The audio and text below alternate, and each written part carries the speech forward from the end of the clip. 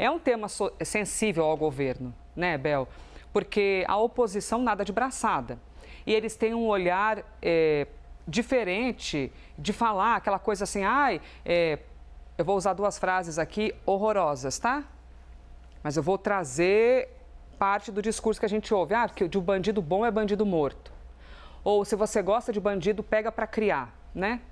São frases sensíveis, para não dizer horrorosas, mas também de muita compreensão, porque quando você sai na rua e você tem medo de ser morto por um bandido, se você vai reagir, lógico, com esses sentimentos em relação a esse bandido, porque entre a minha vida e a vida do outro que está cometendo um crime, nós somos seres humanos e a gente sabe quais são os sentimentos envolvidos aí. Tudo diz respeito ao medo, Isabel Mega. Todo mundo quer combater o crime, mas são roupagens diferentes e a oposição tem muito mais força nisso, né?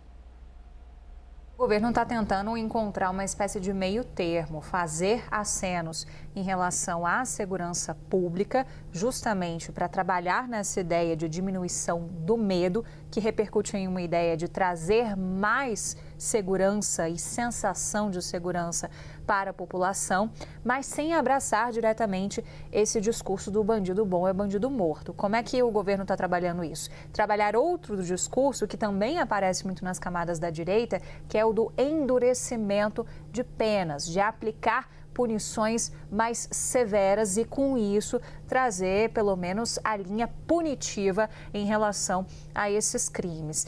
Tanto é que houve uma crítica generalizada da direita, e aí leia-se, por exemplo, bancada da bala no Congresso Nacional, que a gente sabe que é uma bancada que tem muita força e é uma bancada predominantemente bolsonarista, de que não tem nada muito inovador nesse projeto de lei que o Eli Jonas estava muito bem pontuando para a gente. São ideias que tramitam em projetos diferentes no Congresso Nacional. A gente viu essa semana, inclusive, o presidente da Câmara, Hugo Mota, dando holofote para algumas pautas da segurança pública que trazem essas ideias de endurecimento de penas, mas agora o governo mirando facções, indo muito também numa linha de raciocínio com base em operações recentes que a gente teve da Polícia Federal e que trazem esse olhar sobre o quanto o crime organizado foi se alastrando sobre diferentes atividades. Então, é um projeto que vai mirar, por exemplo, a questão dessas atividades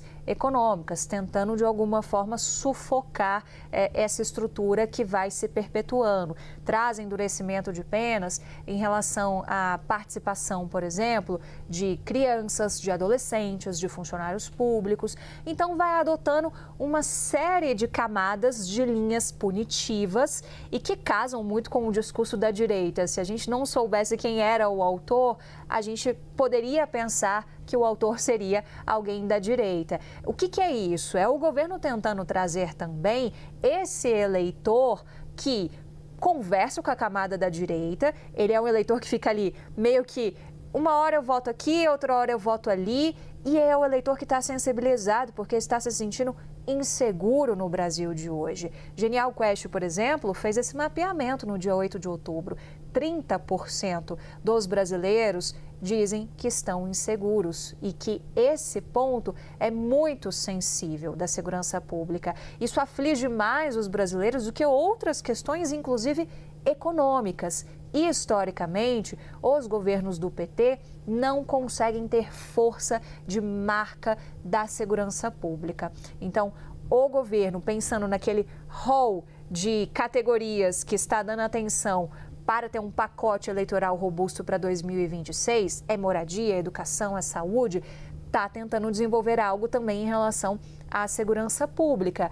O ministro Ricardo Lewandowski passou o ano passado todo e continua tentando articular a PEC da segurança pública. É uma proposta que vem nesse sentido, que é muito criticada por governadores, pela bancada da bala. E agora vem esse projeto. Dentro do Palácio do Planalto, há uma visão de que é um projeto que deve sim ser enviado, que vai ser tratado com uma certa prioridade para que você possa ter essa discussão acontecendo no Congresso Nacional. Mas chegando no Congresso a história é outra, porque os deputados podem simplesmente dizer ao governo: a gente já tratava disso aqui, a gente vai tocar a nossa própria agenda, porque isso também, a essa altura do campeonato, Elisa, já representa uma certa disputa de agenda do Congresso e do Centrão, por exemplo, com o governo. Então, é um campo difícil de você fazer com que isso avance, mas fica pelo menos no imaginário aquilo que o governo vem tentando aplicar em relação a marcas da segurança pública.